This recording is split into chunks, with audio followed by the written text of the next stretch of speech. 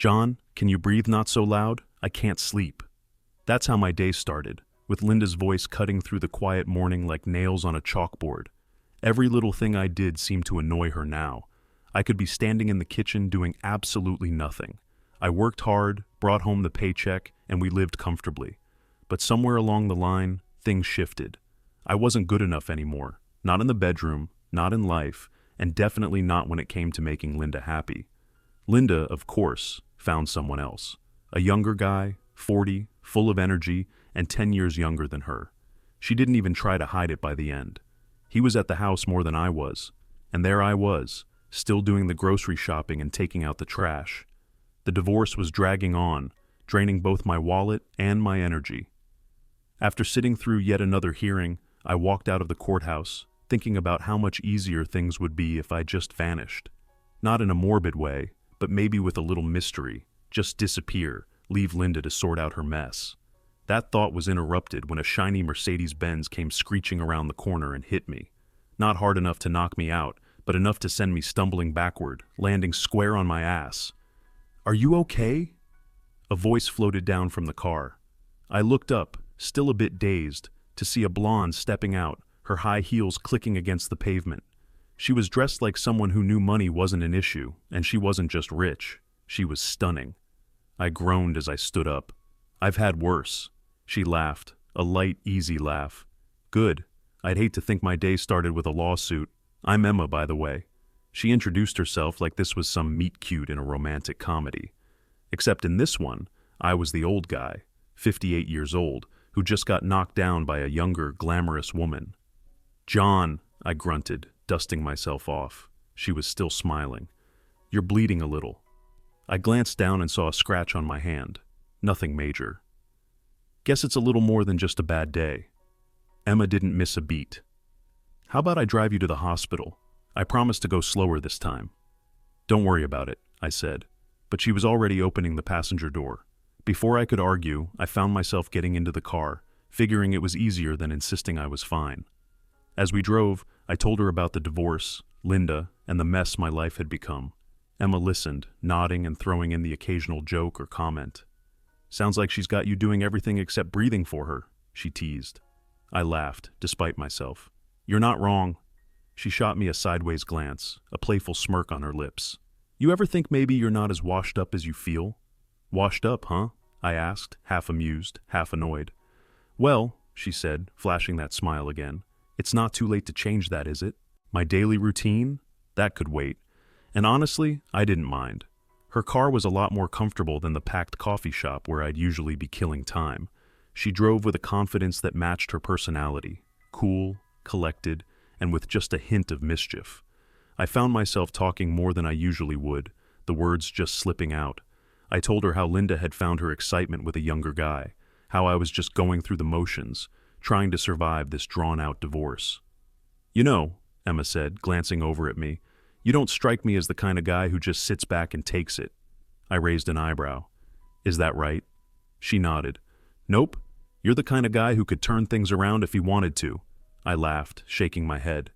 "Not sure about that. Been a while since I've felt like I had control over anything." She shot me another one of those sly smiles. "Then maybe it's time you took some back." We pulled up to what I assumed was the hospital, but it wasn't. It was her place, a massive modern house that made Linda's old dreams of upgrading look like a joke. I hesitated for a second, not sure what to make of it. "I thought we were going to the hospital?" Emma waved a hand, brushing it off. "You don't need a hospital, it's a scratch. Besides, I make a great nurse." I smirked. "That right?" "Absolutely. Plus, I have better coffee than any waiting room could offer." I didn't argue. What was the point? It wasn't like I had anywhere else to be. And if I was being honest, I was curious. There was something about her, something that made me feel a little less like the broken guy I'd been feeling like for months. She grinned. "Thanks. Want that coffee now?" I nodded, but before I could say anything else, she was already in the kitchen, moving like she owned the world, which, judging by her house, maybe she did. She wasn't your average 30-something, that was for sure. Inside, her house was as impressive as I expected, but my attention wasn't on the decor, it was on her. Emma was stunning in a way that was impossible to ignore. young with a body that turned heads.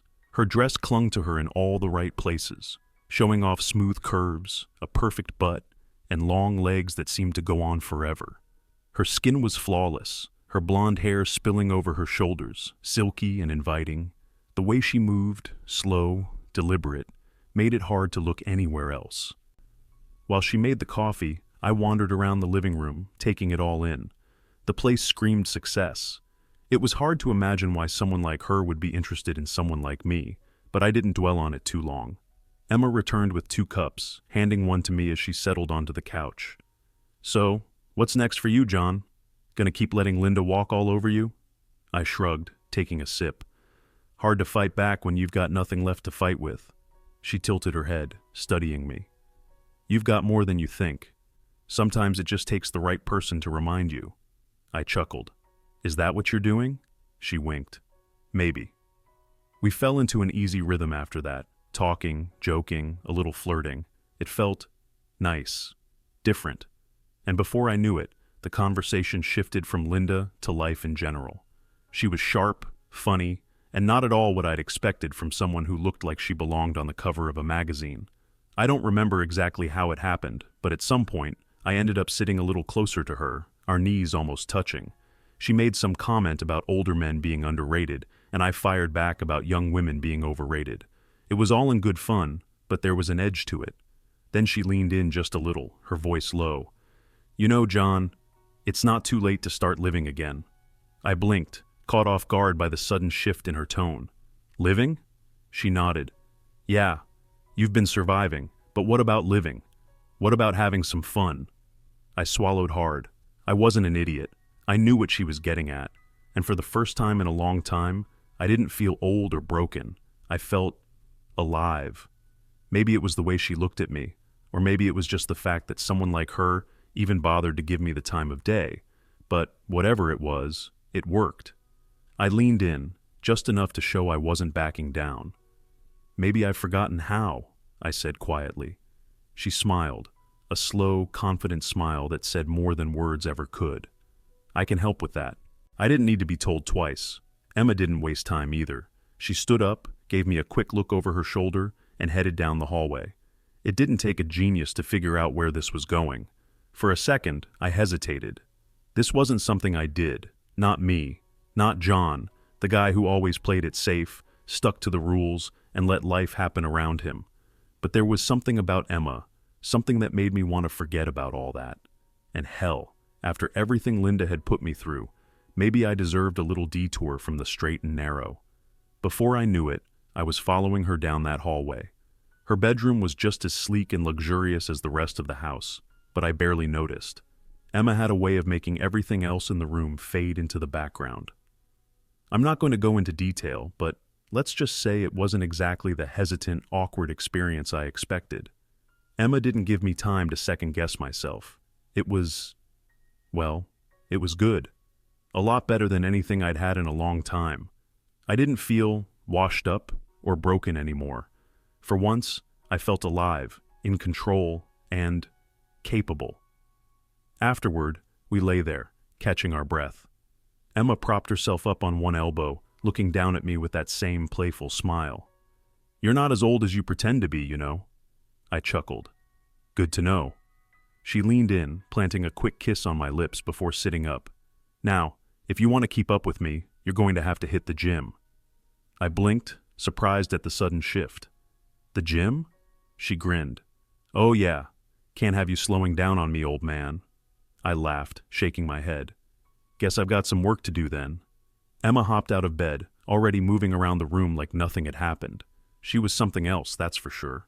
One minute she's all business, the next she's making jokes about my age. It was hard to keep up, but for some reason, I didn't mind. As I got dressed, I caught a glimpse of myself in the mirror. Maybe it was just the adrenaline talking, but I didn't look as tired as I usually did. There was a spark in my eyes, a sense of purpose. It was strange, really. Emma wasn't just some random fling. She was more than that. She made me feel different. When I walked back into the living room, Emma was already there, scrolling through her phone like nothing out of the ordinary had happened. She looked up as I entered, her lips curling into a teasing smile. "So, How does it feel to be back in the game? I smirked. I'll let you know after I hit the gym. She laughed, shaking her head. You'll be fine. Trust me. I wasn't sure if she meant physically or something more, but either way, I appreciated the vote of confidence.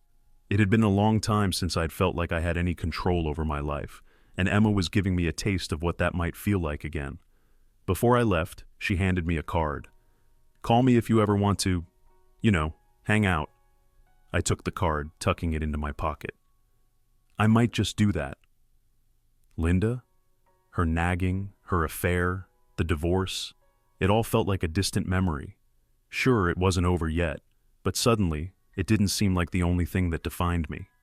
Maybe Emma was right. Maybe it wasn't too late to start living again. Over the next few weeks, things shifted. I started seeing Emma regularly, and let me tell you, it wasn't just about the bedroom. She was full of surprises. One day, she'd take me to a fancy restaurant I'd never heard of. The next, we'd be laughing at some dive bar that looked like it hadn't been renovated since the 80s. Emma had a way of making everything feel easy. I'd always been the guy who played by the rules, did what I was supposed to do, but with her, I didn't have to think so much. I just lived. It didn't hurt that I'd taken her gym suggestion seriously. I wasn't about to let her tease me about slowing down. I started lifting weights again, got a decent pair of running shoes, and even signed up for a spin class. Was it easy? No. Did I feel like dying after the first few sessions? Absolutely.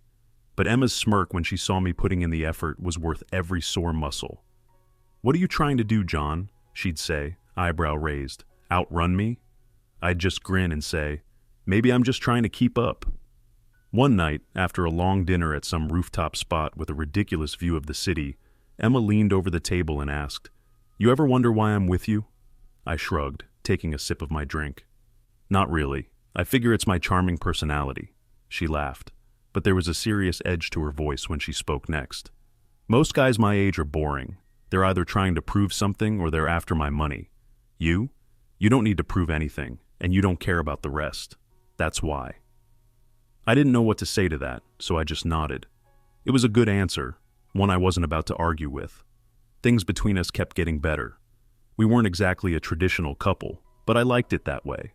No drama, no complications. I wasn't sure what the future held, but for the first time in a long time, I didn't feel the need to figure it all out. Some time had passed since the whole court ordeal. Linda and I were doing just fine on our separate paths. The divorce was behind us, and I'd started to renew the business I left years ago. It felt good, getting back into the swing of things, running meetings, closing deals, stuff I'd forgotten I was good at. I also got back into shape, thanks to Emma's relentless gym suggestions. People started noticing too. John, what are you doing? Breaking the laws of nature? One of my buddies joked. You're getting younger instead of older. You need to go to jail for that. I'd laugh it off, but deep down, it felt good to hear. I was turning things around, and everyone could see it. Then came the call from Linda.